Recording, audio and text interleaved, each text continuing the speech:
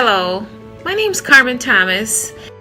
I would say personally, it depends.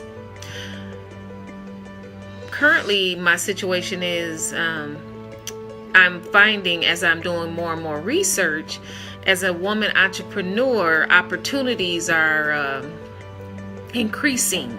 And there are more and more women entrepreneurs that are arising, and they are supportive of one another, and they are actually beginning to share a lot of the information. It's being published, a lot more research, and they are women in positions, whether they're CEOs and things of that nature, but entrepreneurial women that I am meeting currently in Michigan that are very helpful and supportive of what I'm doing in my movement to develop transformation gems, gifted entrepreneur women with millionaire status. That is kind of my focus right now as my message and my mission. And I am finding as I begin to tell my story and pitch it, I'm having support coming from men and women who are believing in what I'm doing. So currently, I would say as long as I'm confident in sharing my message and tell my story, there are certain people, if they can't help me, they are pointing me to the right connection. So I am finding opportunities as a woman who's sharing to build community in my movement of my new business entrepreneur adventure. There are so many people who are very interested in what I'm doing, and they are very willing to help me. Hello, my name is Ronke Olaluja. Now, being a woman both limits and improves your chances as an entrepreneur. Limiting in the sense that as a woman, you're constantly undermined by your male peers. You have to constantly prove yourself, do extra, put the extra mile, satisfy your customers. So you know, you're as good as a man in the same business, in the same field. Alright? Now it improves your opportunity because as a woman, you're favored because people have a soft spot for women. So you see people, if you see 5 people selling something, people like to come to the woman's stand and buy from her, patronize her more. So that way, it actually improves your opportunity as an entrepreneur, being a woman. Iṣẹ́ tí mò ń ṣe, iṣẹ́ yẹn kò díṣẹ́ mi lọ́wọ́, ó mú iṣẹ́ mi tẹ̀síwájú ni, kò dí mi lọ́wọ́ lẹ́bi iṣẹ́ tí mò ń ṣe tẹ̀síwájú. My name is Chika Madike. I do believe there are both sides to it. I don't think it is either or. I think there are limitations and I think there are advantages. And I'll go with the limitations. And I think the first one that we face is being a woman. First of all, when you say you're a woman and you want to start a business, people just won't take you serious. People think that because you're a woman, we are too emotional. People think we're too emotional, we're too distracted. Because we're women, we can't think, we can't plan, we can't run a business. And so that places some kind of limitations on opportunities that will come your way. First of all, they would think of a man before they think of a woman. But in terms of advantages, I think as women, we're very patient people, and so we can see businesses through. We are very passionate about the things that we do. So for me, I think that's an advantage. That's an opportunity. That's an advantage. No, it doesn't limit my opportunity. By the grace of God, I'm a mother. I can carry people along. Wow.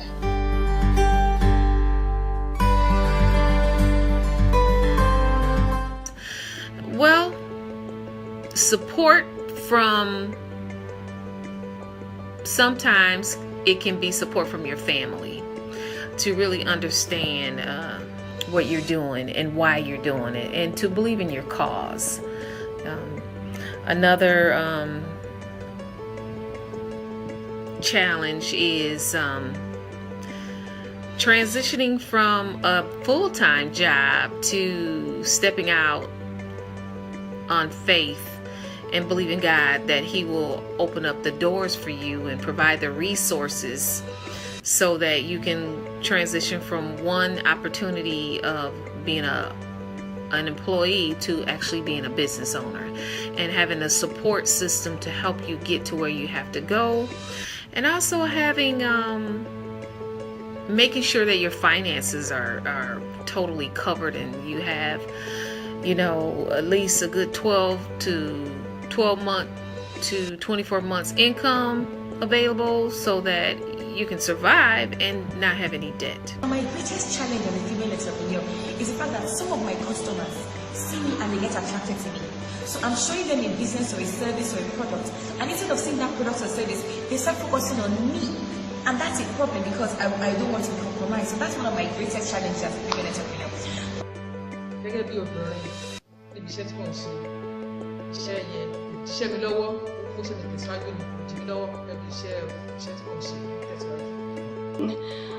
The greatest challenge I believe for me will be finding balance, not ignoring one aspect of my life or the other.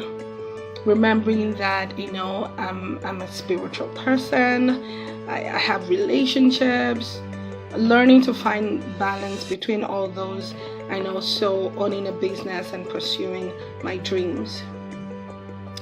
I think secondly, the greatest one of the other challenges that I face will be finding mentors, finding female groups that are like-minded without doing everything else. But I want to say that it's changing a lot.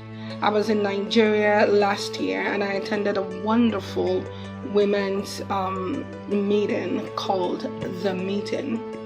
And it was just a group of women coming together to talk about us being entrepreneurs, talk about us being mothers, wives, friends, sisters. But still, that we have a long way to go. The third challenge, I think, will be learning to delegate duties. As women, we are so used to multitasking. We're so used to doing different things at the same time. We're so used to doing different things at different times. But we have to learn that, So for me, is learning to delegate. As a susu collector, some of my customers are showing unfaithfulness. When they collect money to pay it back, we'll be doing somehow, and are unable to trek long to get to where they are living.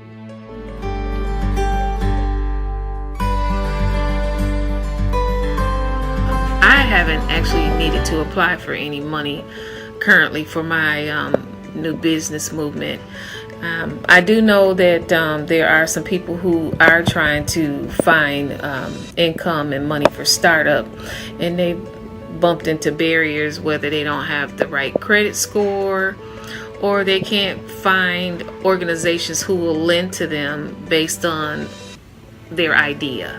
So that can be a barrier, but needless to say, in what I'm forming as a Transformation Gems, I am actually helping women to pitch and start up their businesses to help fund them with the monies they need to get started, and actually support them to find other resources to get them where they need to go.